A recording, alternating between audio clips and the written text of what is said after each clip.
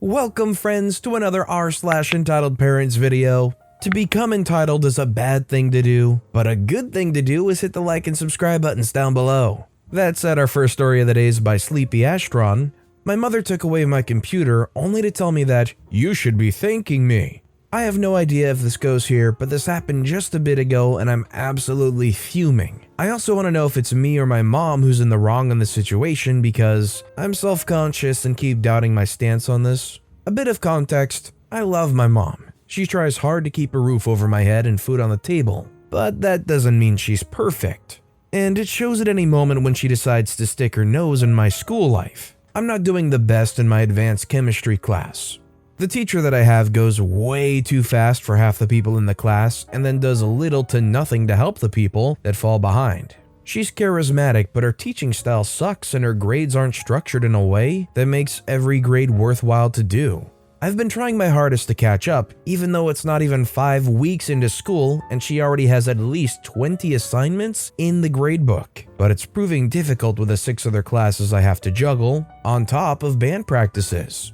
At the same time, I have a small YouTube channel that I like to edit and stream on for my free time. I play Minecraft on it and it's something I really enjoy doing.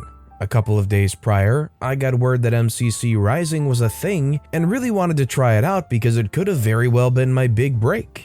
My chance to get my channel monetized and finally have my mom not see it as purely a distraction. The application to MCC Rising is due on the day that I'm writing this, September 15th, and the story starts on September 13th. Now on to the story. I get home from a pretty productive day at school, and my plan was that the productivity wasn't going to end there. I was going to get my work done in chemistry, then I was going to use the next day that I had off from school because of a weather alert to finish my application to MCC. I go into my room, and my computer's gone. My mom took my computer out of my room because she got an email from one of my band directors saying that if I don't get my grades up, I can't participate in marching band. Bear in mind, marching band practices are the sole reason for why I'm behind in the first place since we have them every day. I'm not a confrontational person, so I go to my mom to go politely ask her about it. When I ask her if I can have my computer back if I get my work done, she dangles a glimmer of hope for me getting it back over my head like I'm some sort of dog reaching out for a chew toy. We'll talk about it tomorrow, only if you get your work done. Talk about it? So it isn't certain? Saying that we'd talk about it only insinuates that there's a chance all my work will either be for naught or not worth the outcome I got. But fine, I'll play your game even though I was already planning to do the work anyway. Through the whole time I was doing my work, instead of being inspired and motivated to get it knocked out, now I was just frustrated and getting pissed at any minor inconvenience that came my way. I ended up finishing all my work at 7 p.m. on the next day. When I went out to my mom to tell her I was finished, she tried to find every reason in the book to prove I wasn't actually done. When she couldn't find it, she decided to put me on her time schedule by saying that we'd talk at 8:30 when her college class was finished. So that's like 1 hour that I could be using working on the MCC application wasted because she's forcing me to comply to her time schedule. Come 8:30, I ask her again, only to be yelled at about some stuff that I don't even remember anymore. I zone out every time she fusses because she fusses so much. Then she tells me that I can have it back once I finish my chores. So now I only have 1 hour to get this application in because she wants me in bed by 10 o'clock. Me and my friends didn't even get what we needed for me to finish the application before she barges into my room, like she always does because she has no sense of privacy whatsoever, and tells me to pack it up and take it back outside. Then she has the audacity to tell me, "You should be saying thank you for the 1 hour I gave you to do whatever you want."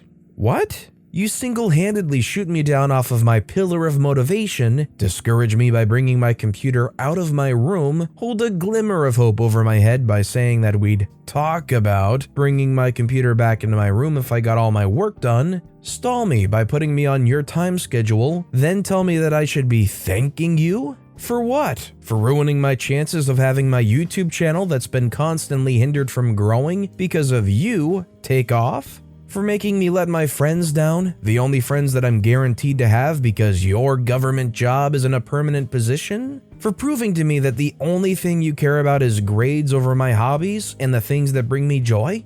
I never said that to her though, because my big brother tried fighting back against her before he turned 18, and it always ended in verbal altercations. I don't want my baby brother now to have to witness that so early in his life. I never got the application finished. At the time of writing this, I found out that I wouldn't even have been able to participate in MCC Rising, even if I got in, because I have a band competition on that day. So the whole thing was hopeless from the start. To me, the only thing this boils down to is another reason to move out as soon as I get on my feet in a couple years. So please Reddit, am I justified in feeling like I've been manipulated, for a lack of a better word? Am I not looking at this correctly? If I ask, am I the jerk, would this thread get taken down? I hope everybody's having a better day than I am, because I have a headache. Have a good night, everybody. Now, I don't know if this would be for naught, considering OP seems to suggest that there was a lot of verbal altercations when there's some disagreements going on, but I feel like there needs to be some kind of further communication established. It's great that OP's in band, but it seems like that's really a common denominator of stress. If there was somehow a dialogue that could be established where OP explains they don't want to be in band anymore, it would make things way easier on them. That'd be great, but it depends on the mother's expectations and reaction. What do you guys think? Is OP justified in this story? Let me know in the comments down below. Our next story is by Goddess. Mom felt entitled to my wish after I was diagnosed and survived cancer. So today, I, 29-year-old female, am 13 years in remission from cancer. I had a very aggressive type, with less than a 20% chance of survival for the first 5 years. Chance of the specific type coming back after 5 years was reduced to 0%. But that's not the story I'm here to share. It's just relevant information.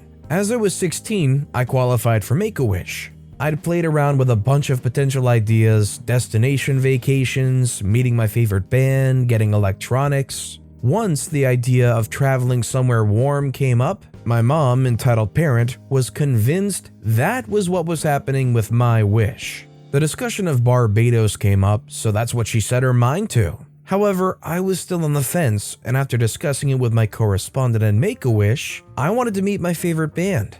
We would not have been able to go to the Caribbean for the trip, simply because of costs. But we could have still gone somewhere warm and out of country. We live in northern Canada, -40°C winters. There was talks of Florida, California, or even Hawaii as a destination to meet them at. I wrote a letter directed to said band, explaining how listening to them helped me through treatment, and one song in particular that the youngest wrote.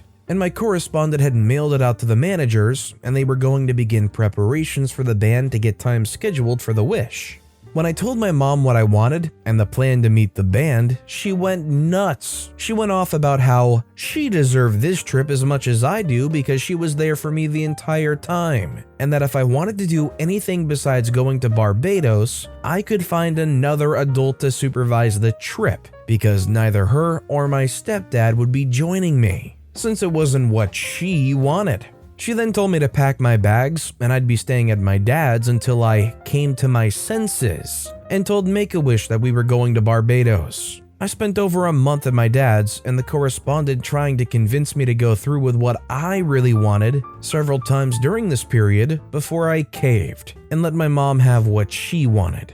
Now, my parents did make a compromise with me at the time, and they told me they'd drive me to their concert in Toronto if I had paid for the entire trip. Foolish 17-year-old me thought that was a great idea. I'd get to see the band in concert. I'd make my parents happy in the end. It cost a lot. My parents complained the whole time, but at least I'd seen them in concert. On the occasional time where the conversation of the trip to Barbados comes up, my mom likes to paint herself as the victim after all these years. Could you imagine if you had gone through with it and we'd missed out on going to Barbados? You would have gone with Person's mom instead and left us, her and stepdad, behind. I would have never forgiven you if you'd done that.